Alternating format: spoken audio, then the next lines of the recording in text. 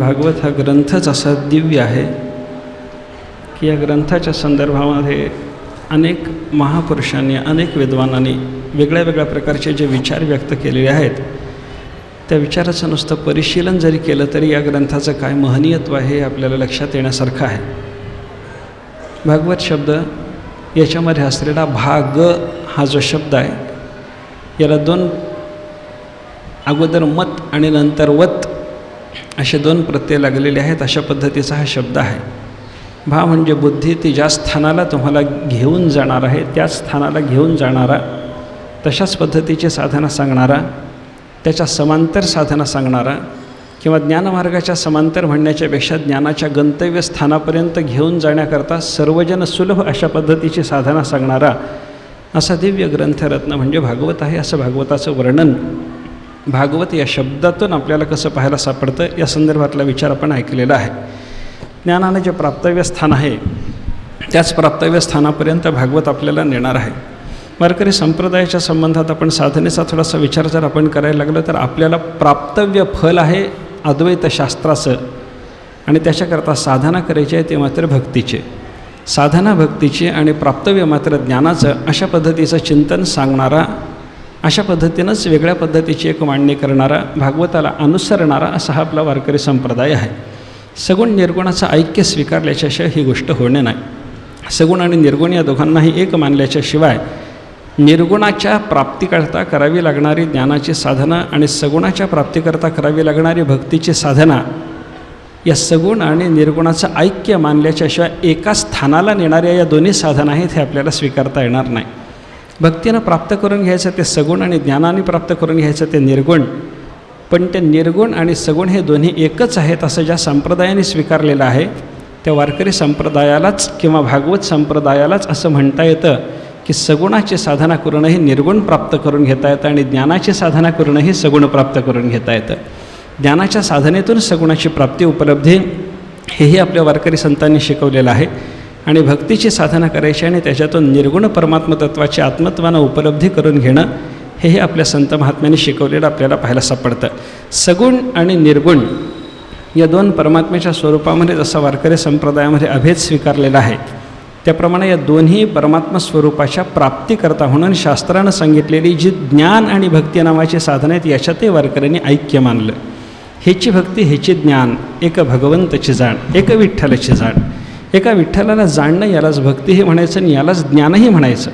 किंवा पुराणातला थोडासा या संदर्भातला विचार जर आपण पाहिला तर पुराणाने असं चिंतन आपल्याला सांगितलं आहे, ज्ञानस्य या पराकाष्ठा सा भक्तिरिती कथ्यते आणि भक्तेस्तु या पराकाष्ठा तज ज्ञानमिती कथ्यते.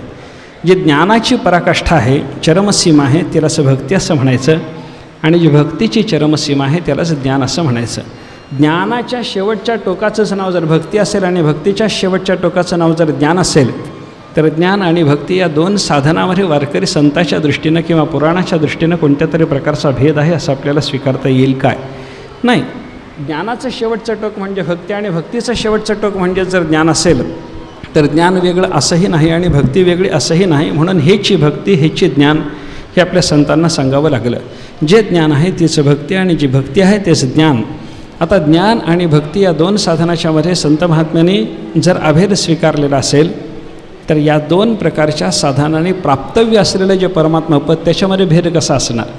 सगुण आणि निर्गुण अशा पद्धतीचा भेदभाव ज्या परमात्मा स्वरूपाच्या बाबतीमध्ये वेगवेगळ्या शास्त्रकारांनी केलेला आपल्याला पाहायला सापडतो. तोही भेद असण्याचं काही कारण शिल्लक राहत नाही. साधनाचं स्वरूप जरी भिन्न भिन्न असलं तरी त्या साधनातून गंतव्यपद एक आहे असं स्वीकारणारा आपला हा वारकरी संप्रदाय आहे आणि तेच फल भक्ती नावाच्या साधनेतून आपल्याला प्राप्त होणार हे शिकवण्याकरता म्हणून आलेला ग्रंथ म्हणजे भागवत आहे. अशा पद्धतीची भागवत शब्दाची फोड करून आपल्याला अर्थ आत्ताच महाराजांनी सांगितलेला आहे. अत्यंत महत्त्वाचा ग्रंथ.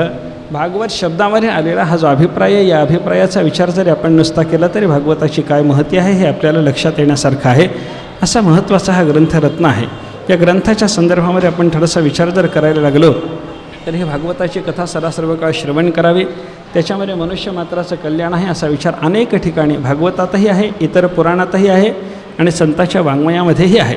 आत्ताच आपण तुकाराम महाराजांचा अभंग ऐकला, त्याच्यामध्ये आपल्या हिताविषयी जागा असलेला पुरुष काय साधना करतो या संदर्भातला निर्देश करत असताना तुकाराम महाराजांनी सांगितलं, गीता भागवत करीते श्रवण. आपल्या हिताच्या विषयी जागा असलेला महात्मा करतो काय, तर स्वतः सद्ग्रंथाचं श्रवण करतो.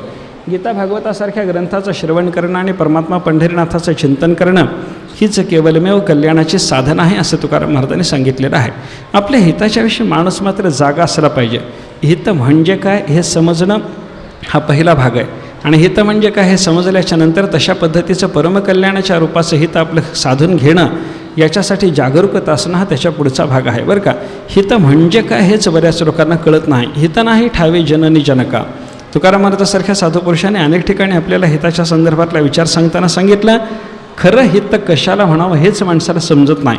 अनेक लोकांच्या बाबतीमधला हा विचार आहे, शास्त्रकर्त्यांचा विचार आहे, ज्यांनी स्वतंत्र शास्त्राची उभारणी केलेली आहे, रचना केलेली आहे. अशा कित्येक शास्त्रकारांनासुद्धा खरं हित म्हणजे काय हेच कळत नाही. प्रेय आणि श्रेय या भाष्यामध्ये वेदांनी ज्या हिताच्या संबंधातला विचार आपल्यासमोर उपस्थित केलेला आहे, त्याच्यातलं श्रेय म्हणजे परमकल्याण हेच खरं हित आहे. प्रियाला हित समजायचं कारण नाही, हा उपनिषदाचाही विचार आहे आणि संतांचाही तशाच पद्धतीचा विचार आहे. पण माणसाची गल्लत अशी आहे, माणसाच्याकडून अशा पद्धतीची घोडचूक होऊन बसते की मनुष्य तात्कालिक हिताला, प्रेयाला, आत्ता जे आपल्याला प्राप्त झाल्याच्या नंतर क्षणकाला सुख होणार आहे अशा पद्धतीच्या विषयालाच हित समजून बसतो, आणि त्याच्यामुळं मनुष्याचं नुकसान होतं. परमकल्याणापर्यंत तो जात नाही.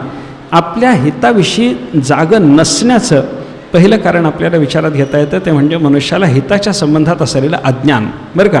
जगद्गुरू शंकराचार्याने या प्रेय आणि श्रेयाच्या उपनिषदातल्या विचाराच्या संदर्भामध्ये शतश्लोकीमध्ये फार चांगला विचार मांडलेला आहे. आचार्याने तिथं असं सांगितलं, श्रेय प्रेयश्च लोके द्विविधमभिहितं काम्यमात्यंतिकंच काम्यम दुःखैकबीजम क्षणलवविरसम तच्चिकीर्षन्ति मंदाः. आचार्यांचं चिंतन फार सुंदर आहे. आचार्याचं वर्णन त्या ठिकाणी करतात की बाबा श्रेय आणि प्रेय दोन प्रकारचं आहे म्हणे. जगामध्ये श्रेय ज्याला म्हणायचं तेही दोन प्रकारचं, आणि ज्याला प्रेय म्हणायचं आहे ते सुद्धा दोन प्रकारचं आहे, असं आचार्याने तिथं चिंतन सांगितलं. एक काम्य श्रेय आहे, एक आत्यंतिक श्रेय आहे. एक काम्य प्रेय आहे आणि एक आत्यंतिक प्रेय आहे. प्रेय शब्दाचा अर्थ थोडासा तात्कालिक हिताच्या दृष्टीनं शास्त्रकारांनी घेतलेला आहे, आणि श्रेय म्हणजे थोडंसं दीर्घकालपर्यंत टिकणारं हित बरं का. श्रेय आणि प्रेयामध्ये दोन प्रकारचा विभाग करत असताना जगद्गुरू शंकराचार्याने सांगितलं, काम्यप्रेय, काम्यश्रेय, आत्यंतिक प्रेय आणि आत्यंतिक श्रेय. आत्यंतिक प्रेय आणि श्रेयाच्या संदर्भात विचार करत असताना दोन वेगळ्या वस्तू शास्त्राला अभिप्रेत नाहीत, पण काम्यप्रेय म्हणून अभिप्रेत असलेली वस्तू वेगळी आहे आणि काम्यश्रेय म्हणून अभिप्रेत असलेली वस्तू वेगळी आहे.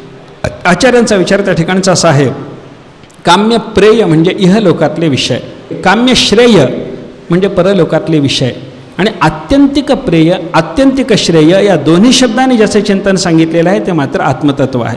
ब्रह्मैवात्यंतिकम या निरतिशय सुखस्यास्पदम संश्रयन्ते. आचार्यांनी त्या ठिकाणी चिंतन सांगत असताना असं सांगितलं की ब्रह्मैव आत्यंतिकम, आत्यंतिक प्रेय म्हणून सुद्धा आपल्यासमोर ब्रह्मच उपस्थित शास्त्राने केलेलं आहे, आणि आत्यंतिक श्रेय म्हणून सुद्धा ते ब्रह्मच आपल्यासमोर शास्त्राने ठेवलेलं आहे. आत्यंतिक श्रेय आणि प्रेयाचा विचार वेगवेगळ्या पद्धतीचा नाही. काम्यप्रेय वेगळं, काम्यश्रेय वेगळं.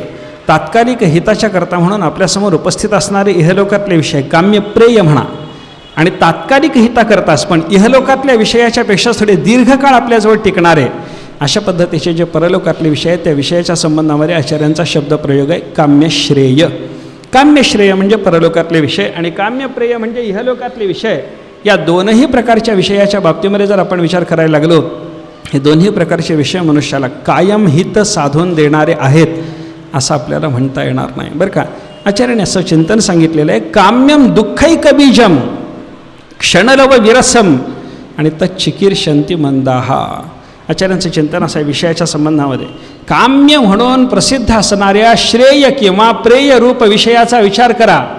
इहलोकातले विषय पहा की परलोकातले विषय पहा, कोणत्याही विषयाच्या संदर्भात जर आपण चिंतन करायला लागलो तर त्याचं वर्णन करत असताना आचार्यांनी तीन पद्धतीनं वर्णन केलेलं आहे. दुःखैक बीजम एक, क्षणलव विरसम दोन, आणि तच्चिकीर्षन्ति मंदाः तीन पद्धतीनं त्याचं वर्णन केलेलं आपल्याला पाहायला सापडतं. म्हणजे विषयाच्या संबंधात वर्णन करताना आचार्य असं सांगतात की बाबा हे सगळेच्या सगळे विषय कसे आहेत, दुःखैक बीजम दुःखच दुःख देणारे, इहलोकातल्या विषयाच्यापासूनच मनुष्याला दुःख प्राप्त होतं असं समजायचं कारण नाही. परलोकातले विषयसुद्धा आपल्याला दुःख देणारे आहेत. अशा पद्धतीचं चिंतन शास्त्राने आपल्यासमोर ठेवलेलं आहे. अनेक पद्धतीचा विचार या संदर्भात आहे. विषयापासून प्राप्त होणाऱ्या दुःखाचा विचार करत असताना संत महात्म्यांनी, शास्त्रकाराने सगळंच्या सगळं चिंतन आपल्यासमोर असं मांडलेलं आहे की दुःख विषयाच्यापासून ठरलेलंच आहे. विषयाच्या भोगकालात दुःख, विषयाच्या चिंतनकालामध्ये म्हणजे भविष्यत विषयाच्यापासून आपल्याला दुःख, वर्तमान विषयाच्यापासून दुःख आणि भूतकाळात ज्या विषयाचा आपण अनुभव घेतलेला आहे ते कदाचित सुख देणारे त्या क्षणात ठरलेले जरी असले तरी आत्ता चिंतन करत असताना म्हणजे भूतकाळातले ते विषय आत्ता चिंतनात असताना आपल्याला दुःखच देणार आहे. आत्ता आपल्यासमोर विषय नाही. भविष्यत विषयाच्या संदर्भात विचार करत असताना असा विचार करा, आपल्याला आज एक विषय उपलब्ध नाही, भविष्यकाळात तो विषय उपलब्ध होण्याची शक्यता निर्माण झालेली आहे. ज्या विषयाच्या प्राप्तीची मनुष्याच्या जीवनामध्ये शक्यता निर्माण झाली त्या विषयाचं चिंतन करत असताना आत्ता तो मला भोगायला नाही याचं दुःख आहे की नाही बोला. मला 10 वर्षाच्या नंतर एक सुंदर चांगला बंगला राहायला मिळणार आहे अशी शक्यता आहे. असं त्या भविष्यकाळातल्या सुखावह वाटणाऱ्या त्या बंगल्याचं चिंतन करत असताना आत्ता मात्र झोपडीत बसल्याचं दुःख आहे ते शल्य मनाला बोचतं आहे. म्हणजे भविष्यत विषय हा मनुष्याला दुःख देणारा आहे असा विचार आपल्याला करता येतो. वर्तमान विषयाच्या बाबतीत विचार करा. वर्तमान काळामध्ये आपण ज्या विषयाचा भोग घेत आहोत कदाचित तो विषय आपल्याला अनुकूल असेल आणि अनुकूल असल्यामुळं आत्ता त्या विषयाच्यापासून आपल्याला सुख नावाची संवेदना होतही असेल, पण त्या सुख नावाच्या संवेदनेला सुख म्हणायचं का याचा जर विचार आपण करायला लागलो तर ते सुख नसतं, सुखाभास असतो. दुःख लेवनी सुखाची अंगी सळीत जगात असं जे ज्ञानोबारांनी चिंतन सांगितले ना त्याचं विषयाच्या संबंधातलंच चिंतन आहे असं आपल्याला चिंतन करता येईल. विषय वर्तमान काळात आपण त्याचा भोग घेत असताना सुद्धा सुखाचा आभास त्या ठिकाणी असतो. त्या विषयाच्यापासून आपल्याला सुख उपलब्ध झालं असं आपल्याला म्हणता येणार नाही. ज्ञानोबाऱ्याचा या संदर्भातला विचार जर आपण पाहिला तर ज्ञानोबारे सांगतात, विषयाचे समसुख बेगडाची बाहुली अभराची सावली जाईल रया. विषयाच्या संबंधात जीवाला प्राप्त होणाऱ्या सुखाचा विचार ज्ञानोबारांनी असं सांगितला. विषयसुख कसं आहे, 2 दृष्टांत ज्ञानेश्वर महाराजांनी त्याला दिलेले आहेत. एक, विषयाचे समसुख बेगडाची बाहुली, विषयाचं सुख म्हणजे बेगडाची बाहुली आहे म्हण. आणि दुसरा दृष्टांत विषय सुखाच्या बाबतीमध्ये माऊलींनी दिलेला आहे अभ्राची सावली. दोन्हीचा विचार करा. बेगडाची बाहुली दिसायला सुंदर आहे, असायला सुंदर नाही. आणि अभ्राची सावली दिसायला सावली आहे पण सावलीचा परिणाम देत नाही. दोन्ही पद्धतीने चिंतन करा. आभास कसा असतो ज्ञानेश्वर महाराजाच्या या 2 दृष्टांतातून आपल्याला लक्षात घेता येण्यासारखं आहे. पहिला दृष्टांत आहे बेगडाच्या बाहुलीचा. बेगडाची बाहुली माझ्या दृष्टीनं 2 प्रकारची असते. काही ठिकाणी बेगड असतं नुसतं फुगवलेलं असतं आणि त्याची बाहुली निर्माण केलेली असते, एक आकृती विशेष निर्माण केलेला असतो. आणि काही ठिकाणी शेणाची मातीची बाहुली केलेली असते आणि त्याच्यावर बेगड चिकटून बेगडाची बाहुली सिद्ध केलेली असते. दोन्ही प्रकारच्या बेगडाच्या बाहुलीचा विचार करा. जिथं नुसतं बेगड फुगवून बेगडाची बाहुली निर्माण करण्यात आलेली आहे ती बेगडाची बाहुली आत्ता आपल्याला दिसायला सुंदर होती म्हणून तिला जाऊन स्पर्श करा, ती हातात धरायचा प्रयत्न करा. हात लावल्याबरोबर ती चुरगळते. दिसायला जे सौंदर्य होतं असायला ते सौंदर्य आहे म्हणता का नाही. किंवा दुसऱ्या पद्धतीच्या बाहुलीचा विचार करा. शेणा मातीची बाहुली केली, त्याच्यावर बेगड चिकटवलं, दिसायला ते सुंदर दिसलं, मनमोहक ठरलं म्हणून त्या बाहुलीच्या जवळ जाऊन ती बाहुली हातानं उचलायचा प्रयत्न केल्याबरोबर हाताला बेगड चिकटून आलं, आतलं शेण उघडं पडलं. सुंदर आहे का बोला. बेगडाची बाहुली दिसायला सुंदर, असायला सुंदर नाही. दुसरा ज्ञानेश्वर महाराजांचा दृष्टांत पहा. अभ्राची सावली. आकाशात मेघ आले आणि सावली निर्माण झाली. उन्हाचे चटके बसणाऱ्या माणसाला ती आभाळानं निर्माण झालेली सावली पाहिल्याच्या नंतर तिथं जावं असं वाटलं. सावलीमध्ये मनुष्य गेला. सावलीचा परिणाम त्या सावलीनं मिळणार आहे का. तुम्ही बघा, एखाद्या वेळेला तापलेले सूर्याचे किरण त्याचा चटका परवडतो, पण मेघातून येणाऱ्या सूर्यकिरणाचा चटका परवडत नाही. दिंडीसोबत पायी येणाऱ्या लोकांना विचारा तुम्ही. आभाळ आलं की नको वाटतं, पडता पाऊस चालेल, तापलेलं रणरणतं ऊन चालेल, पण आभाळातून येणारी सावली, आभाळातून येणारे सूर्याचे किरण ते मात्र अधिक दाह निर्माण करणारे, दाहक असतात. अभ्राची सावली जशी दिसायला सावली आहे पण सावलीचा परिणाम देत नाही, बेगडाची बाहुली जशी दिसायला सुंदर आहे पण असायला सुंदर असत नाही, त्याप्रमाणे वर्तमान कालामध्ये अनुकूल विषयाचा इंद्रियाशी संयोग होऊन होणारी सुख नावाची संवेदना तिला कदाचित तुम्ही सुख म्हणत असाल, पण ते सुख नाही, सुखाचा तो आभास आहे, असं चिंतन माऊलीने सांगितलेलं आहे. भविष्यत्कालीन विषयाच्यापासूनसुद्धा मनुष्याला दुःखच सिद्ध होतं. वर्तमान काळातल्या विषयाच्यापासूनसुद्धा मनुष्याला तो सुखाचा आभास असल्यामुळं दिसायला सुख जरी असलं तरी ते विषय त्याला वर्तमान काळातसुद्धा दुःखच देतात, हेच सिद्ध होतं. भूत विषयाच्याबद्दल विचार करा. अनुकूल विषयाचा एखाद्या माणसाला भूतकाळात भोग घडला आणि आत्ताच्या काळामध्ये त्या भूतकालीन विषयाचं आत्ता त्या विषयाला प्राप्त नसल्यामुळं कदाचित त्याला स्मरण आलं. 10 वर्षाच्या पूर्वी मला राहायला चांगला बंगला होता, पण आत्ता मी झोपडीत राहायला लागलो. नुसत्या झोपडीत राहण्याने मनुष्याला दुःख होत नाही. 10 वर्षाच्या पूर्वी बंगल्यात होतो आणि आत्ता मात्र झोपडी आहे हे स्मरण आलं की मग मनुष्याला दुःख सुरू झालं. म्हणजे भूतकाळातला विषयसुद्धा अनुकूल असूनही त्या काळात त्या विषयाच्यापासून कदाचित सुख नावाची संवेदना सिद्ध झालेली आहे. असं असलं तरीही वर्तमान काळामध्ये तो विषय आपल्याला दुःख देण्याकरता समर्थ ठरतो. हा सगळ्या पद्धतीचा विचार जर पाहिला तर भविष्यत विषय, वर्तमान विषय आणि भूतकालीन विषय या कोणत्याही प्रकारच्या विषयाच्यापासून मनुष्याला सुख सिद्ध होण्याची शक्यताच नाही. म्हणून संत महात्म्यांनी विषयभोगी जे सुख ते साध्यंतची जाणं दुःख अशा पद्धतीचा विचार आपल्यासमोर ठेवलेला आहे. अजून एक गंमत आहे. योगशास्त्रकाराने दुःखाच्या संबंधातला विचार सांगत असताना सांगितलं आहे, हेयम दुःख मनागतम, पतंजलीचं सूत्र आहे. त्यांनी वर्णन केलं, हेयम दुःखम, दुःखाचा निराश करा, दुःख बाजूला सारा, दुःख संपवून टाका, आपल्या जीवनामध्ये दुःखाचा संबंध येणार नाही अशा पद्धतीची अवस्था संपादन करा. पण कोणतं दुःख संपवायचं असतं? पतंजलीने त्या ठिकाणी सांगितलं, अनागतम, जे अजून आलं नाही, जे अजून येऊन आपल्यापर्यंत धडकायचं आहे, अशा दुःखाचा निराश करायचा आहे.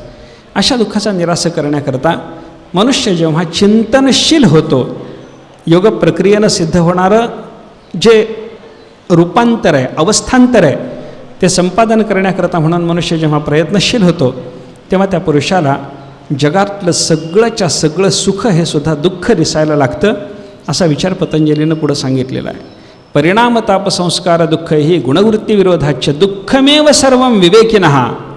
विवेकी महात्म्याच्या दृष्टीनं थोडासा विचार करा. आपल्याला जो विषय सुखाचा म्हणून दिसतोय, विवेकी महात्मा जेव्हा त्या विषयाच्याकडे पाहतो, बारकाईनं पाहतो, त्याच्या दृष्टीनं पाहतो, तेव्हा त्या विषयामध्ये असलेलं दुःख त्याला दिसायला लागतं. आपल्याला जो विषय सुखाचा जाणवला तोही महात्म्याला दुःखाचा जाणवतो. आपल्याला राज्य सुखाचं वाटतं, पण अनेक महापुरुष भागवतामध्ये आपल्याला असे पाहायला सापडतील की त्यांनी राज्याला लाथ मारलेली आहे. आपल्याला जे जे विषय सुखाचे म्हणून वाटणारे आहेत त्या त्या विषयाच्या संदर्भामध्ये विवेकी महात्म्याची दृष्टी काय? दुःखमेव सर्वं विवेकिनः. त्याला ते सगळंच्या सगळं दुःखचं दुःख वाटायला लागतं. जे आपल्याला सुख म्हणून जाणवतं तेही महात्म्याला दुःख म्हणून जाणवतं. हे कसं? याच्यावर व्यासाने भाष्यामध्ये फार चांगला विचार सांगितलेला आहे. सामान्य माणसाचं आणि विवेकी महात्म्याचं अंतःकरण याच्यामध्ये असलेली संवेदन क्षमता जी आहे त्याच्यामध्ये अंतर आहे म्हणे. व्यासाने सांगितलं, आपली संवेदन क्षमता आणि विवेकी महात्म्याची संवेदन क्षमता याच्यामध्ये अंतर आहे. कसं अंतर आहे? व्यासाने दृष्टांत त्याच्याकरता दिला. एक माणूस आहे, त्याच्या पायाला कमलपुष्प मारलं आणि तेच कमलपुष्प घेऊन त्याच्यातल्या एका पाकळीनं त्याच्या बुबळावर आघात केला. पायाला काही होईल? अरे जिथं काटा मोडल्याने पायाला फारसं काही होत नाही, तिथं कमलपुष्पाचा आघात त्या पायाला जाणवणार आहे का?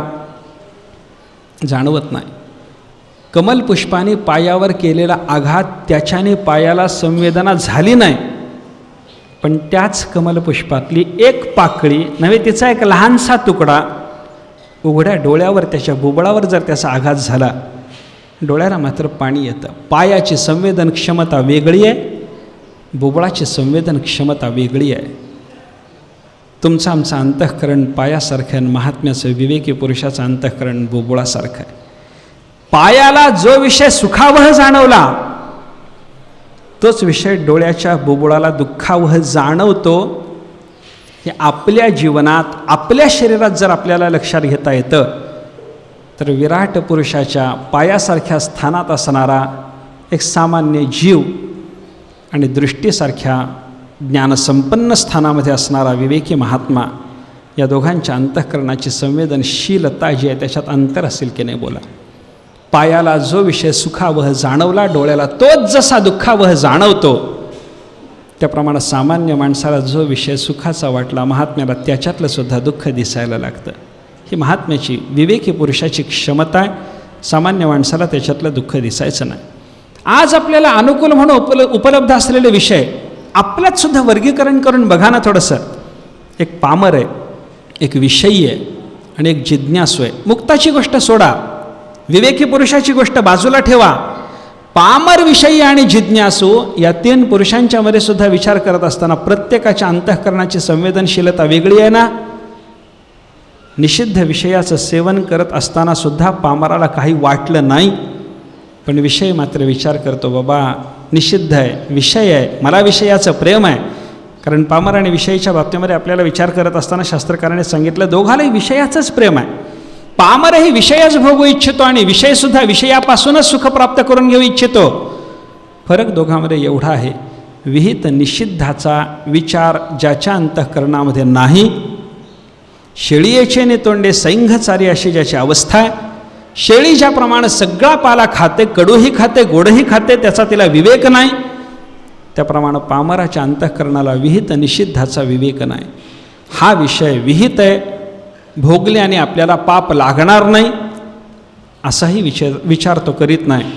आणि हा विषय निषिद्ध आहे, याच्या सेवनाने आपल्याला अनंत दुःख यातना घडवणारं पाप आपल्या ठिकाणी निर्माण होणार आहे असाही विचार पामराच्या ठिकाणी नसतो. म्हणून तो शेळी येचेने तोंडे सैंघचारी, वाटेल त्या प्राप्त झालेला विषय निषिद्ध की विहित याचा विचार न करता त्याच्या भोगामध्ये प्रवृत्त होणारा त्याला पामर म्हणा.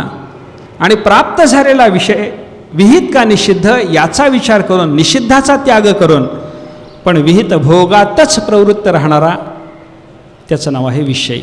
जिज्ञासू कोणाला म्हणतात? जो विहित आणि निषिद्ध कोणत्याही प्रकारच्या विषयभोगामध्ये प्रवृत्त नाही. हे सगळेच्या सगळे विषय दुःख देणारे हे ज्याला कळालेलं आहे, परमपराच्या प्राप्तीतच खरं सुख आहे हे ज्याला कळालेलं आहे त्याला म्हणतात. आणि त्या परमपराच्या प्राप्तीकरता जो प्रयत्नशील आहे त्याला म्हणायचं जिज्ञासू. तिघांच्या अंतःकरणाची संवेदना वेगळी वेगळी आहे की नाही बघा.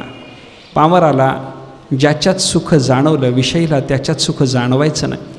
निषिद्ध विषयापासून सुद्धा सुख आहे हे पामराला वाटेल, पण विषयीचं अंतःकरण थोडंसं मृदुल झालेलं असल्यामुळं, संवेदन क्षमता तिथली वाढलेली असल्यामुळं, ज्ञानाचा प्रकाश त्याच्या अंतःकरणामध्ये थोडासा पडलेला असल्यामुळं त्या विषयीला मात्र निषिद्ध विषय दुःखाचा आहे हे कळतं. पण निषिद्ध विषय दुःखाचा आहे हे जरी विषयीला कळत असलं तरी विहित विषयही दुःख देणार आहे हे त्या विषयीला कळत नाही. विहित आणि निषिद्ध दोन्ही विषय सुखाचेच म्हणणारा पामर, विहित भोगाच्या ठिकाणी सुखदता आहे आणि निषिद्ध विषय मात्र तेवढा दुःख देणारा आहे असा विवेक ज्याला निर्माण झाला तो विषयी आहे. आणि विहित असो की निषिद्ध असो कोणत्याही प्रकारचा विषय दुःखच देणार आहे हे ज्याला कळायला लागलं त्याला म्हणायचं जिज्ञासू. अंतःकरणाची संवेदन क्षमता प्रत्येकाच्या वेगळी वेगळी आहे. म्हणून आपल्याला जो विषय आत्ता किंवा भूतकाळात किंवा भविष्यत काळामध्ये सुखाचा जाणवतो, महात्म्याच्या दृष्टीनं त्या विषयाच्याकडे पाहिलं तर महात्मे सांगतात दुःखैक बीजम. इहलोकातला असेल, परलोकातला असेल, काम्य प्रेय म्हणून प्रसिद्ध असेल, काम्य श्रेय म्हणून प्रसिद्ध असेल, पण तो कोणताही विषय दुःखैक बीजम, दुःखच दुःख देणारा आहे हे त्या महात्म्याला कळालेलं आहे. कोणताही विषय दुःख देतो. अनंत विषयाचं वर्गीकरण बघा तुम्ही. शास्त्रकारांनी विषयाचा विचार करत असताना विषय अनंत, पण वर्गीकरणाने 5 विषय सांगितले. शब्द, स्पर्श, रूप, रस, गंध, 5 प्रकारचा विषयाचा पसारा सांगितला. अनंत विषयाचं वर्गीकरण याच 5 विषयामध्ये केलं. कोणता विषय दुःख देणारा, कोणता विषय सुख देणारा असा विवेक करता येईल का? नाही. सगळ्याच्या सगळ्या विषयाच्या बाबतीतली संतांची भाषा आहे की हे विषय दुःख देणार आहे. म्हणून शब्द असला तरी दुःख देणारा, स्पर्श असेल दुःख देणारा, रूप, रस, गंध कोणताही विषय असेल तो विषय जीवाच्या बाबतीमध्ये दुःख देणारा आहे. अनेक ठिकाणी याचा विचार आपल्याला पाहायला सापडतो. जगद्गुरू शंकराचार्यांनी विवेक चूडामणी ग्रंथामध्ये एका श्लोकातून एक एक विषय एका एका प्राण्याचा जीव घेणारा ठरतो हे उदाहरणानिशी आपल्याला दाखवलेलं आहे. आचार्यांचं विवेक चूडामणी तेच चिंतन आहे. श्रीधराचार्यांचं भागवताच्या टीकेमध्ये तशाच पद्धतीचं चिंतन आहे. दोघांनी दिलेले दृष्टांत एकच आहेत. प्रत्येक विषयाच्या पासून मरणारा जीव प्रत्येकाने एकच सांगितला. आचार्याने तोच सांगितला आणि श्रीधराचार्य तोच जीव सांगतात. वचन थोडंसं भिन्न आहे, थोडासा भेद आहे, पण प्रत्येकाने असं वर्णन केलं. कुरंग मातंग पतंग भृंग मीनाहा हताहा पंचभिरेव पंच एकः प्रमादी सकथन न हन्यते यस्येवते पंचभिरेव पंच. आचार्याने वर्णन केलं. शब्द स्पर्श रूप रस गंध हे 5 विषय तुमच्यासमोर आहेत ना. एक एक विषय कसा वाईट आहे याचा विचार सांगत असताना त्यांनी सांगितलं, एका एका विषयाच्या सेवनानं एक एक प्राणी मरतो. शब्दाचं प्रेम ज्याला जडलं आणि मृत्यू ओढवला असा प्राणी एक कुरंग. हरिणाचं काय आहे? हरिणाला पकडणाऱ्या पारध्याला जाऊन विचारा तुम्ही, कसे पकडता तुम्ही हरण, कसे मारता? ते सांगतील आपल्याला. रानात जातो, जाळं पसरतो, ते जाळं दिसणार नाही अशा पद्धतीची व्यवस्था करतो. आसपास कुठंतरी तो पारधी मनोहर वाद्य वाजवीत बसतो. त्या वाद्याचा नाद हरणाच्या कानावर पोंचला, त्या शब्दावर हरिण लुब्ध होतो. तो शब्द ऐकण्याच्या करता म्हणून त्या नादाच्या दिशेनं तो नाद ज्या ठिकाणाहून उमटायला लागला, व्यक्त व्हायला लागला, त्या स्थानाच्या जवळजवळ तो जातो. एवढा जवळ जातो की त्या जाळ्यावर तो उभा राहतो. आणि जाळ्यावर उभा असताना तल्लीन होऊन तो शब्द श्रवणात प्रवृत्त असताना तो पारधी हळूच ते वाद्य बंद करतो. त्याचं ते वाद्य बंद पडलं. हरिण पळायचा प्रयत्न करतो, पण जाळ्यात त्याचे पाय सापडलेले असतात. त्यानं जो त्या जाळ्यातून पाय बाहेर काढायचा प्रयत्न करावा, तो त्याचा पाय त्या जाळ्यामध्ये अधिकाधिक पक्का अडकायला लागतो आणि शेवटी हरिणाचा घात होतो. एक हरिण हा प्राणी आपल्याला जगद्गुरू शंकराचार्याने सांगितला कशा करता. एक शब्द विषयाच्या प्रेमानं तो मेला. काय त्या हरिणाला शब्दाची आसक्ती किती असते. एक उदाहरण सांगतो, ऐकलेलं आहे, कल्पित असेल. काय झालं म्हणे, कोणीतरी राजा होता, शिकारीचं वेड होतं. राजा लोकाला वेगळ्या वेगळ्या प्रकारची व्यसनं असतात. त्याच्यामध्ये शिकारीचं व्यसन अनेक राजांना असतं. रानात जायचा, शिकार करायचा, प्राणी मारायचा. रोज शिकार करून करून आसपासच्या जंगलात प्राणी किती राहायचे हो.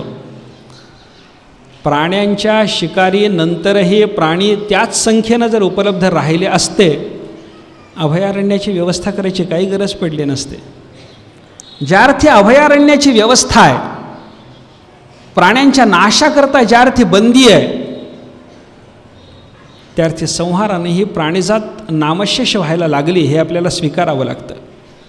त्या राजाचं असं व्यसन वाढत गेलं. आसपास जेवढं काही जंगल होतं त्या जंगलामध्ये मिळणारे प्राणी मरायला लागले आणि त्याच्यामुळे संख्या कमी झाली. पुढं याला हरिण मिळेना, शिकार मिळेना. शिकारीचं व्यसन आणि शिकार तर मिळत नाही अशी त्या राजाची अवस्था झाल्यामुळे राजा उदास झाला. मनोव्यथेच्या योगानं राज्यकारभाराकडे लक्ष नाही. अत्यंत दुःखी खिन्न अवस्थेमध्ये राजा असताना अनेक प्रकारचे उपाय करण्याचा प्रयत्न केला, पण राजाचं मनस्वास्थ्य काही सुधारेना. शेवटी राजाच्याकडे एका दिवशी एक कोणीतरी कलाकार आला. त्या कलाकारानं प्रधानाला सांगितलं, म्हणजे तुमच्या राजासाहेबाची व्यथा मी दूर करेन. कोण आपण? कलाकार. काय कला अवगत आहे? तो म्हणायला लागला, मला वीणा वादन चांगलं येतं. वीणा वादनाचा आणि आमच्या राजेसाहेबाची मनोव्यथा दूर होण्याचा अन्योन्य संबंध काय? त्यांना शिकार मिळत नाही याचं दुःख आहे, तुम्ही वीणा वाजवायला शिकवतो म्हणता. त्याने माझ्या राजाचं दुःख जायचं कसं? कलाकाराने सांगितलं, तुम्ही राजेसाहेबापर्यंत मला नेऊन पोचवा. त्यांची मनोव्यथा दूर होणे न होणे हा पुढं माझ्या कृतीचा भाग आहे. ठीक आहे. प्रधानाने राजाची आणि या कलाकाराची गाठ घालून दिली. राजाने विचारलं, कोण आपण? कलाकार. काय येतं? वीणावादन तत्त्वज्ञ आहे. ठीक आहे. माझ्याकडं काय काम? मला काही संगीताचं प्रेम नाही. मी काय वीणावादन तत्त्व शिकण्याकरता म्हणून प्रवृत्त आहे असं नाही. आलात कशा करता? तुमची मनोव्यथा दूर करण्याकरता. माझी मनोव्यथा आणि तुमची कला काही संबंध नाही. मला जी व्यथा आहे ती शिकार मिळत नाही यामुळं कळालं आहे म्हणे मला. हे कळू नये माझ्याकडे आला. होय. तुम्ही कलाकार आहात आणि मला शिकार मिळत नाही याचं दुःख आहे, तेव्हा हे दुःख मला तुमच्या कलेनं घालवता येईल असं तुम्हाला वाटायला लागलं.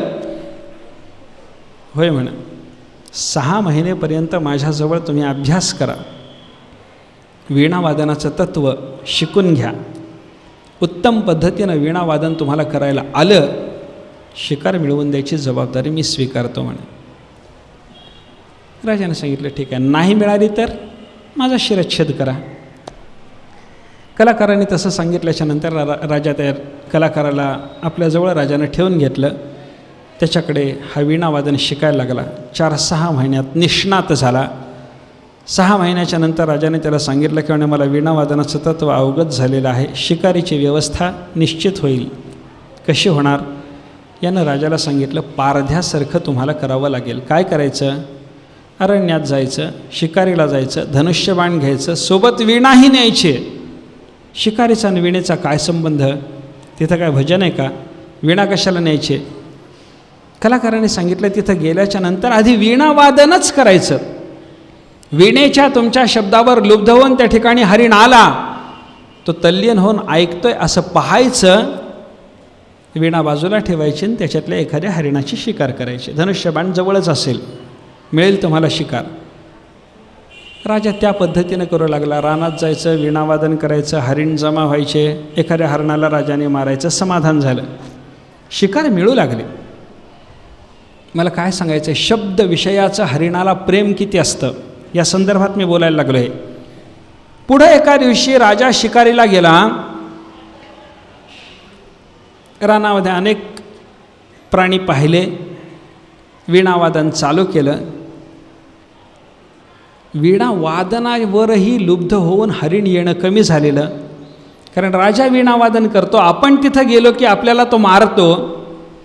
हे अनेक हरिणांनी अनेक हरिणाचं मरण दुरून पाहिलेलं, त्याच्यामुळं बाकीचे सगळे अरण्यातले हरिण सावध झालेले. एक दुर्दैवानं एक हरिण आणि एक हरिणी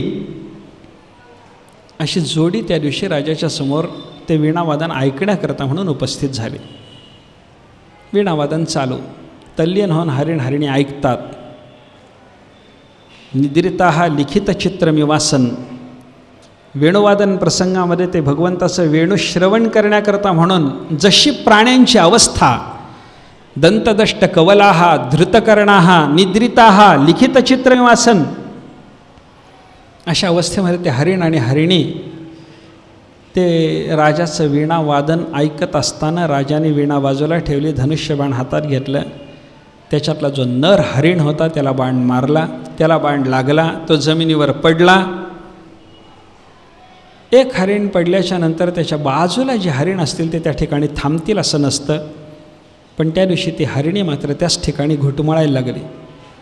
हरिणाला बाण लागलेला, त्याचा प्राण जाण्याची वेळ, अशा अवस्थेत त्याची मारी त्याच्या भोवताली फिरते. राजाला ते केविलवाणं दृश्य पाहून दुःखाचा उमाळ आला. जवळ गेला, हरिणीला समजावून सांगायला लागला, तू म्हणशील ते ऐकायची माझी तयारी म्हणे. याच्या पुढे शिकार हरिणाची करायची नाही असं जर तुम्हाला सांगितलं तर शपथपूर्वक सांगतो पुढे हरिणाची शिकार करणार नाही. हरिणी हे सगळं त्या राजाचं बोलणं कानावर घेते, नकारार्थी मान हलवते. नाही नाही, असं करायची आवश्यकता नाही. हरिणाची शिकार बंद नाही. याच्या पुढे हरिणाचं मांस मी खाऊ नको नाही. काय करू काय? राजाला तिनं सांगितलं म्हणे. ती हरिणी मनुष्यवाणीनं बोलायला लागली आणि राजाला ते म्हणायला लागले म्हणे, तुला माझ्यासाठी काही करायचं आहे ना? माझ्या पतीची तुझ्याकडून हत्या घडली, या हत्येचं तुला वाईट वाटलं आणि त्याच्यासाठी माझ्यासाठी तू काही करू इच्छितोस ना? होय म्हणे. एक काम करा. काय? त्या हरिणीच्या मुखातला एक दोहा सांगितला जातो, शृंग बेचकर धन करो, मांस भून कर खाओ, पर इस चमड़ी के आसन पर बैठे बी न बजाओ. ही शब्दाची आसक्ती आहे. ती हरिणी म्हणायला लागली, शृंग बेचकर धन करो, याची शिंग तुला विकायची असतील विक, पैसा मिळवायचा असेल मिळव, ना नाही मांस भून कर खाओ, याच्या शरीरातलं मांस वेचून ते शिजवून खायची इच्छा असेल, खा, भाजून खा. नाही नाही, मला म्हणायचं नाही, त्याच्यात माझा मतभेद नाही. पर इस चमडी के आसन पर, पण या हरिणाच्या कातडीचं जे तुझ्याकडून आसन सिद्ध होईल त्या आसनाचा स्वीकार करून त्याच्यावर बसून दुसरं काही करायचं नाही. बैठे बिन बजाव. फक्त ज्या शब्दाच्या प्रेमानं माझ्या हरिणाला मरण ओढवलं तोच वीणेचा शब्द या आसनावर बसून उद्गत झाला पाहिजे, एवढीच माझी इच्छा आहे. दृष्टांत संपला. पुढं त्या राजाने काय केलं, हरिणीनं काय केलं, हरिणाचं काय झालं, काही घेणं देणं नाही. पण हरिण प्रेमास्पद असलेला पती तो मृत्यूशय्येवर पडलेला असतानासुद्धा हरिणीच्या अंतःकरणातली शब्दाची आसक्ती केवढी आहे. इस चमडी के आसन पर बैठे बिन बजाव. शब्दाचं प्रेम, एक शब्द नावाचा विषय, त्याचं प्रेम, त्याची आसक्ती, त्याच्यामुळं मरण ओढवलेला प्राणी हरिण तो डोळ्यासमोर घ्या. दुसरा विषय स्पर्श. शब्दाने हरिण मेला, स्पर्शाने कोण मरतो? आचार्याने सांगितलं मातंग. मातंग, मतंग हे दोन्ही शब्द हत्तीच्या बाबतीत येतात. हत्ती, मातंग म्हणजे हत्ती. हत्तीचं मरण कशाने ओढवतं? स्पर्शविषयाच्या प्रेमानं. हत्ती पकडणारे हे लोक आहेत ना, यांना विचारा, रानात ते काय व्यवस्था करतात. एक मोठा खड्डा खणायचा, ज्याच्यात हत्ती बसू शकेल एवढा मोठा खड्डा खणायचा, त्याच्यावर लाकडं अंथरायचे, त्याच्यावर गवत पसरायचं, खड्डा दिसणार नाही अशी व्यवस्था करायची आणि त्याच्यावर एक लाकडाची हत्तीण करून बसवायची. त्या हत्तीणीच्या पासून आपल्याला स्पर्शसुख प्राप्त होईल या अभिलाषेनं हरिण त्या हत्तीणीला पाहून त्या स्थानी आला. लाकडावर त्याचा पाय पडला, ती लाकडं सगळी मोडतात आणि तो खड्ड्यात सापडतो. तो खड्ड्यात सापडला. 4-8 दिवस त्याला उपाशी त्या खड्ड्यामध्ये बसवतात. नंतर मग बाहेर काढून त्याला जशा पद्धतीनं वागवायचं असेल तशा पद्धतीनं वागवलं जातं. कित्येक वेळेला त्या खड्ड्यात पडण्यानं हत्तीचं मरणसुद्धा ओढवतं. हरिण मेला कशानं बोला? एक स्पर्श विषयाच्या प्रेमानं. कुरंग, मातंग, शब्दस्पर्श. तिसरा विषय रूप. रूपाचं प्रेम कोणाला बोला? रूपाचं प्रेम आहे पतंग नावाच्या एका किड्याला. पतंग, दिव्यावर झेप घालणारा हा किडा असतो की नाही, याला पतंग म्हणतात. ज्ञानोबारायांनी त्या पतंगाचं वर्णन केलं. पतंगा दीपी आलिंगन, तेथ त्यासी अचूक मरण, तेवी विषयाचरण आत्मघाता. या पतंगाला दिव्याचं रूप आवडतं म्हणे. रूपविषयाची त्याला आसक्ती आहे आणि त्या आसक्तीपोटी हा दिव्याच्या दिव्य रूपाला आलिंगन देण्याकरता म्हणून येतो. दिव्य रूपाला आलिंगन देऊन याला सुख सिद्ध होतं का? तिथं त्याचं मरण ओढवतं. ज्ञानोबारांनी स्पष्ट सांगितलं, तेथ त्यासी अचूक मरण, न चुकता मरण येतं. दिव्यावर गेल्याच्या नंतर त्याचं मरण येणार नाही असं होतच नाही. एक रूपविषयाचं प्रेम पतंगाच्या मरणाला कारण ठरलं. शब्दाच्या प्रेमानं हरिण मेला, स्पर्शाच्या प्रेमानं हत्ती मेला, रूपाच्या प्रेमानं पतंगाला मरण ओढवलं. रसाचं प्रेम कोणाला आहे? मी ना हा, पाण्यात राहणारा मासा, त्याला रसाचं प्रेम आहे. रसास्वादन करीत राहतो, पाण्यातच राहतो, पाण्याचा रसच चाखतो. पाण्याचं एवढं, त्या रसाविषयाचं त्याला एवढं प्रेम की पाण्यापासून त्या माशाला वेगळं काढलं. जीवना वेगळी मासोळी, तैसा तुका सोडून द्या तळमळी. तळमळ होते त्याची, तडफडतो. का? मरतो. नुसता तडफडतो नाही, मरतो. पाण्यापासून वियुक्त झालेला मासा पाण्याच्या विरहानं तडफडला आणि मेला. कशामुळं घडलं बोला? रसविषयाचं प्रेम. शेवटचा विषय गंध. या गंध नावाच्या विषयाचं प्रेम कुणाला आणि त्याच्यामुळं कुणाची दुर्दशा झाली याचं वर्णन करण्याकरता म्हणून आचार्याने सांगितलं. शेवटचा दृष्टांत कोण? भृंग, भुंगा. भुंग्याला गंधाचं प्रेम आहे. एका संस्कृत सुभाषितामध्ये त्याचं वर्णन आहे. भुंगा आला, एका कमळावर बसतो, सुगंध भोगतो. तुकोबारायांनी वर्णन केलं आहे, भ्रमरासी चारा सुगंधाचं सेवन करतो.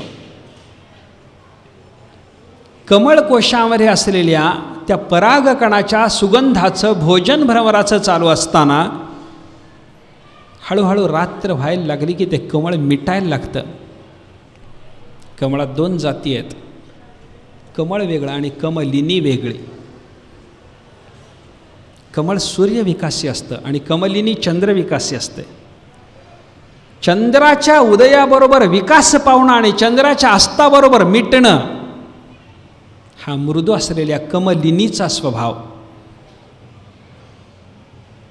आणि सूर्याच्या उदयाबरोबर विकास पावणं आणि सूर्याच्या अस्ताबरोबर मिटणं हा कमलिनीपेक्षा थोड्याशा कठोर असलेल्या कमळाचा स्वभाव आहे. भुंगा आला, कमळात बसला, सुगंध भोगायला लागला. त्याचा सुगंध भोगण्याचा आनंद किंवा त्या कमळाच्या गंधाचं आस्वादन चालू असताना हळूहळू रात्र व्हायला लागली. तसं ते कमळ मिटायला लागलं. ते हळूहळू मिटत असताना भुंग्याच्या लक्षात येऊनही भुंगा असा विचार करायला लागला, थोडा वेळ अजून आपल्याला सुगंध भोगायला हरकत नाही, बसू, अजून पूर्ण कमळ मिटलं नाही, अजून आपल्याला बाहेर पडण्याला जेवढी जागा लागते तेवढं ते कमळ मिटत लहान जागा निर्माण व्हायला अजून वेळ आहे. ठीक आहे, अजून थोडा वेळ सुगंध भोगता येईल. तसाच बसतो. हळूहळू मिटता ते कमळ पूर्ण मिटत आलं तरी तो विचार करत नाही बाहेर पडण्याचा. शेवटी विचार करतो, काय कमळ नाजूक आहे, आपल्याला कमळाचा भेद करून बाहेर पडणं अशक्य कोटीतलं नाही. भ्रमरभेदी कोडे भलतैसे काष्ठ कोरडे, नाही काष्ठाचा गुमान, नाटाच्या नाटा घराच्या कोरून काढण्याची माझी ताकद आहे. अरे कमळ तोडून बाहेर पडणं मला काय अशक्य आहे का? असा विचार करत करत तो भुंगा त्या कमळात बसतो. कमळ मिटतं. ते कमळ पूर्णपणे मिटलं तरी त्या पाकळ्या तोडून बाहेर पडण्याची इच्छा त्याला होत नाही, कारण गंधाची आसक्ती. परिणाम काय होतो सुभाषितकारांनी वर्णन केलं आहे. तो विचार करतो, म्हणे, रात्रिर्गमिष्यति भविष्यति सुप्रभातम भास्वान उदेष्यति हसिष्यति पंकजश्रीही इत्थम विचिंतयति कोशगते द्विरेफे हा हंत हंत नलिनीम गज उज्जहार. सुभाषितकार वर्णन करतो, ते सरोवरातलं कमळ, त्याच्यात अडकलेला तो भुंगा आनंदानं मधल्यामध्ये तो डोलायला लागला. त्याच्या डोलण्याने ते कमळ डोलायला लागलं आणि त्याच्या डोलण्याने कमळाचं डोलणं चालू झालं. तेव्हा कोणत्याही प्राण्याचं लक्ष स्थिर असलेल्या कमळकळ्याच्या पेक्षा, कमलकोशांच्या पेक्षा अस्थिर असलेल्या, दोलायमान असलेल्या, हेलकावे घेत असलेल्या, त्याच्यामुळं आपली सौंदर्याची शोभा अधिक ज्यानं वाढवून घेतलेली आहे अशा असलेल्या त्या कमळाच्याकडं कोणाचंही लक्ष जाणं स्वाभाविक होतं. तो विचारच करत राहतो, रात्रिर्गमिष्यति, कशाला तोडायचं हे कमळ, रात्रभर इथं सुगंध भोगत बसू, रात्र जाईल. भविष्यति सुप्रभातम, पहाट उजाळेल. भास्वान उदेष्यति, सूर्यनारायणाचा उदय होईल. हसिष्यति पंकजश्रीही, कमळ हसायला लागेल, उमलेल. कमळ उमललं की आपल्याला बाहेर पडणं शक्य होईल. कशाला तोडायचं, कशाला या सुगंधाचा विध्वंस करायचा. इत्थम विचिंतयति कोशगते द्विरेफे, कोशात बसून असा विचार त्या भ्रमराचा चालू असतो. आणि ते आंदोलन घेत असलेलं कमळ पाहिलं की तिथं जलक्रीडा करण्याकरता आलेल्या एखाद्या हत्तीनं ते कमळ पाहिलं, त्याची दृष्टी त्याच कमळावर जाते. हा हंत हंत नलिनीम गजहा उज्जहार. हत्तीनं ते कमळ तोडलं आणि आपल्या दाढेखाली जर रगडलं, कमळाच्या बरोबर भुंग्याचं काय व्हायचं बोला, नाशच होणार ना. भुंगा मेला कशानं, किती विषयाचं प्रेम, एक फक्त गंधविषयाचं प्रेम, त्याच्यामुळं भुंग्याचं मरण झालं. आचार्य म्हणतात 5 विषय, 5 प्राणी, 5 प्राण्यांच्यापैकी प्रत्येकाला एका एका विषयाचंच विशेष प्रेम. इतर विषयाचा स्नेह जरी असला तरी गौण स्नेह हरिणाला बाकीचे विषय आवडत नाहीत असं नाही. तहान लागल्यावर तो पाण्याकडे ओढणार नाही का? चविष्ट पदार्थाचं समास्वादन त्याला आवडणार नाही का? आवडेल. स्पर्शाची आसक्ती हरिणाला असणार नाही का? असेल. पण ज्या प्रमाणात हरिणाच्या अंतःकरणावर शब्दाचं प्रेम, इतर विषयाचं त्या प्रमाणात प्रेम नाही. आसक्ती म्हणण्यासारखा एकच विषय प्रत्येकाच्या बाबतीमध्ये आहे. हरिणाला शब्दाची आसक्ती, हत्तीला स्पर्शाची आसक्ती, पतंगाला रूपाची आसक्ती, माशाला रसाची आसक्ती आणि भुंग्याला गंधाची आसक्ती. एक विषयाच्या आसक्तीनं एका प्राण्याचं मरण झालं. आचार्य पुढे विचारतात, माणसाचा विचार करा. यस्सेवते पंचभिरेव पंच. माणसाच्या अंतःकरणावर एका विषयाचा स्नेह नाही महाराज, 5ही विषयाचं आपल्याला प्रेम आहे. एका विषयाचा विशेष स्नेह एका प्राण्याच्या मरणाला कारण ठरत असेल तर 5 विषयाचा तेवढाच स्नेह ज्याच्या अंतःकरणात आहे त्या एका मनुष्य नावाच्या प्राण्याचं काय व्हावं? 5 वेळेला मरण दिवसातून व्हावं. दुसरं काय? शब्द, स्पर्श, रूप, रस, गंध या पद्धतीनं वर्गीकरण करून विषयापासून दुःख कसं सिद्ध होतं हे पहा. भूत, भविष्यत, वर्तमान या पद्धतीनं विषयाचं वर्गीकरण करा आणि त्याच्यापासून दुःख कसं सिद्ध होतं हे पहा. आपल्याला सुखावह वाटणारे विषय संवेदनक्षम असलेल्या महात्म्याच्या विवेकी पुरुषाच्या अंतःकरणाला दुःखावह कसे जाणवतात याचा विचार करा. आणि दुःखमेव सर्वम विवेकिनः हे लक्षात घ्या. दुःखमेव सर्वम, सगळंच दुःखरूप आहे. म्हणून बुद्धाचा सिद्धांत कधी कधी खरा वाटायला लागतो. दुःखम दुःखम, सगळं दुःखरूप. दुःख बांधवडी आहे हा संसार, सुखाचा विचार नाही कोठे. आचार्यांचं चिंतन विषयाच्या संबंधातलं मी सांगायला लागलं. दुःखैक बीजम. एक पुढं आचार्य म्हणतात क्षणलव विरसम. क्षणलव, इतक्या अल्प काळातही ते विषय विरस होणारे आहेत.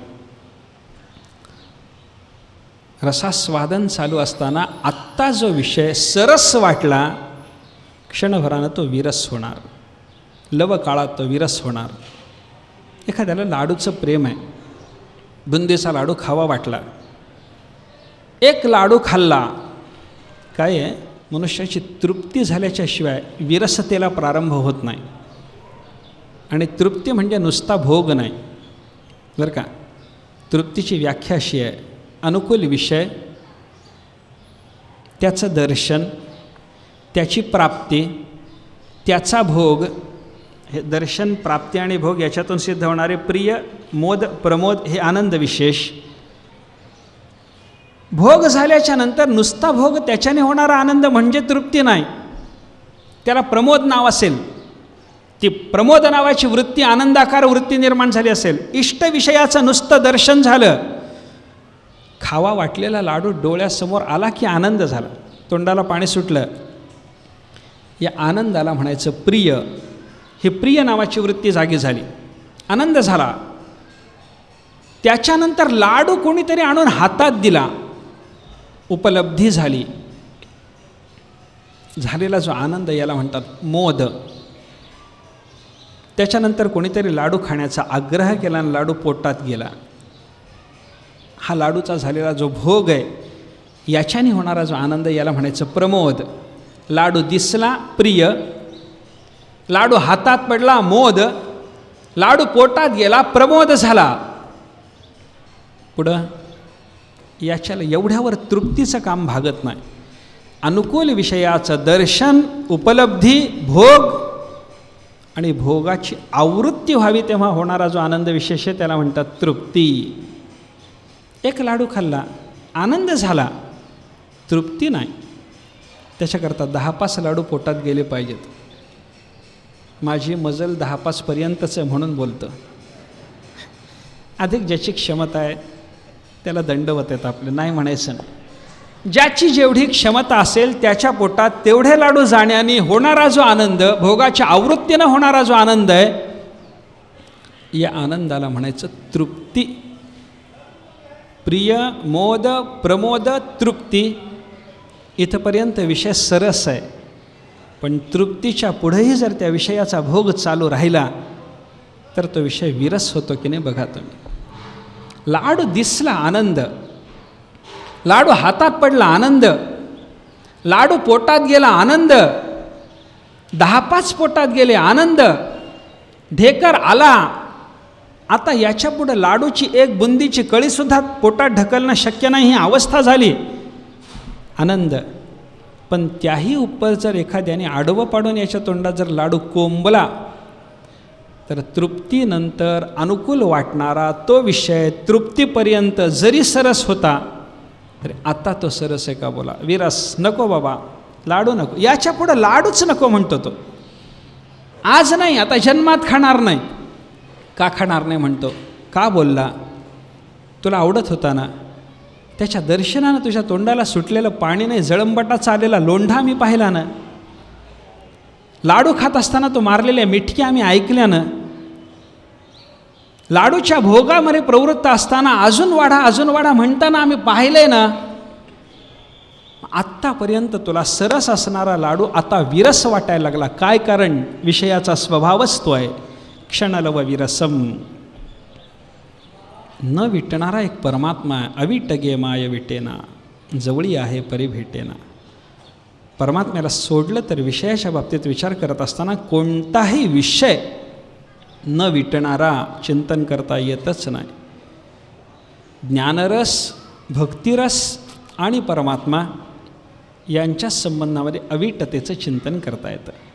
ज्ञानाच्या बाबतीमध्ये अविटतेचा विचार करा. विटे ऐसे सुख नव्हे भक्तिरस म्हणा. अविटगे माय विटेना, परमात्म्याच्याबद्दल बोला. पण मला विषय हे अविट वाटतात, कोणीही बोलू शकत नाही. ज्याने दीर्घकालाचं आयुष्य प्राप्त करून घेतलं, त्या दीर्घकालाच्या आयुष्यामध्ये विषयभोगासाठी लागणारी सगळी ताकद सर्व इंद्रियांच्यामध्ये ज्यांनी योगसामर्थ्यानं सिद्ध करून घेतली, अशाही लोकांनी एकाच देहाने नाही अनेक देह निर्माण करून विषयाचा आनंद ज्यांनी घेतला, त्याही लोकांना जाऊन जर आपण विचारलं तर ते शेवटी सांगतात, नाही बाबा, क्षणलव विरसम दुःखैक बीजम, हेच खरं आहे. क्षणलव विरसम, विरस होणारे, इहलोकातले असोत की परलोकातले असोत, विषय कसे? दुःखैक बीजम 1, क्षणलव विरसम 2. तिसरं वर्णन विषयाच्या संबंधातलं आचार्यांनी केलं, तच्चिकीर्षन्ति मंदाः.